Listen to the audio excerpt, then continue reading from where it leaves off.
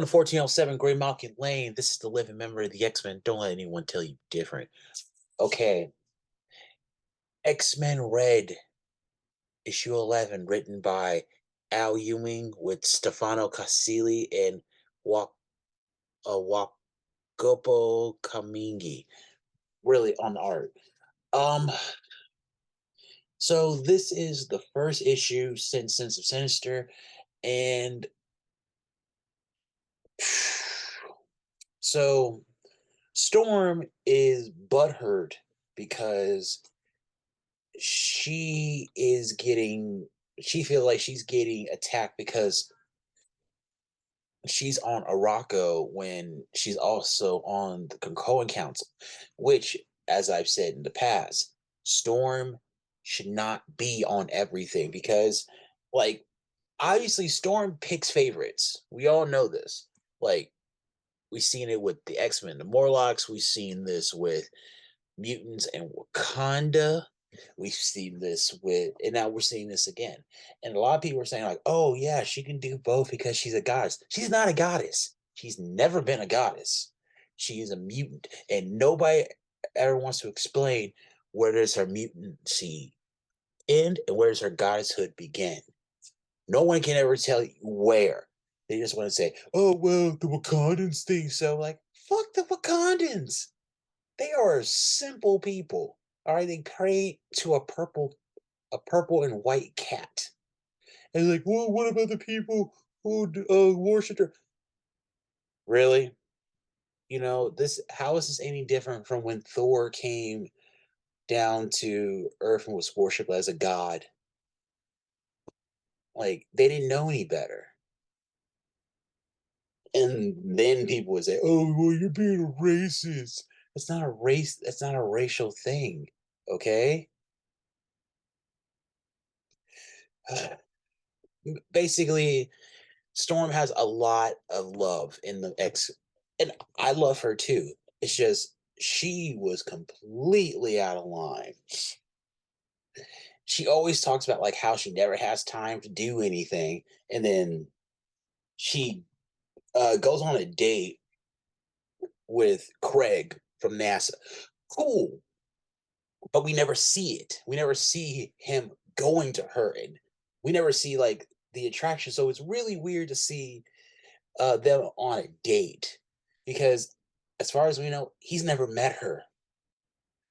And you know, if any man who gets with Storm is going to be destroyed, with the exception of Wolverine.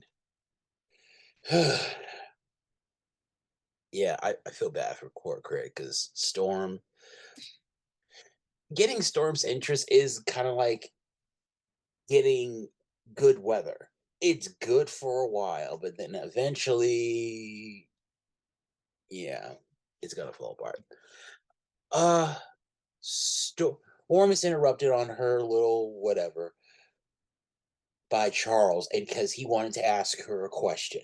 Granted, he could have asked her a bit nicer. He could have asked her like, "Hey, when you get a chance, can we have a conversation? Because I need your help with something."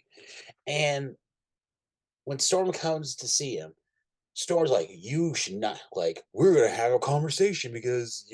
Like, you're arrogant. You told me I wasn't a goddess and I was young enough to believe it. Like, are you serious?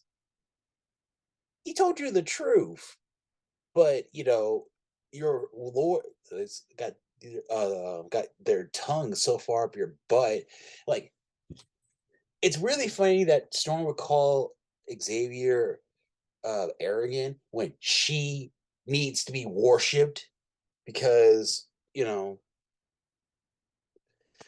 and that's not arrogance. I swear. I swear.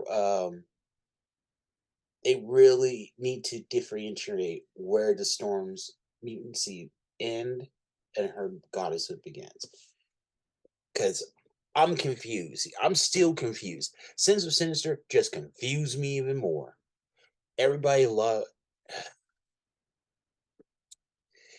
Yeah, I understand a lot of people love to just squash Xavier because they think that he's shady and that he's a. It's like, oh, he does. oh, he doesn't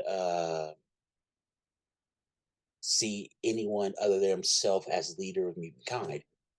What would you expect? You do the same thing, Storm. Like Cyclops did it. Magneto does it. Just everybody on the council thinks that they are the sole um, savior of Krakoa. All everybody in some way or form. Like, why does he have to be uh, shamed for having confidence in himself? Xavier wants everybody to get along, but like, and they act like everything that he's done is initially his fault. Okay, the Illuminati, he didn't start that. He was asked to join. And I swear, I'm giving this book a 3 out of 5 stars. I really like it. It's dope. It's just, can we get a writer who doesn't hate Charles? Because it seems like that's the feeling of everybody in the room. I swear that it's like they've never been a parent. And Storm is not a goddess. All right. This is 1407 Great Muckle Lane. I'll see you soon.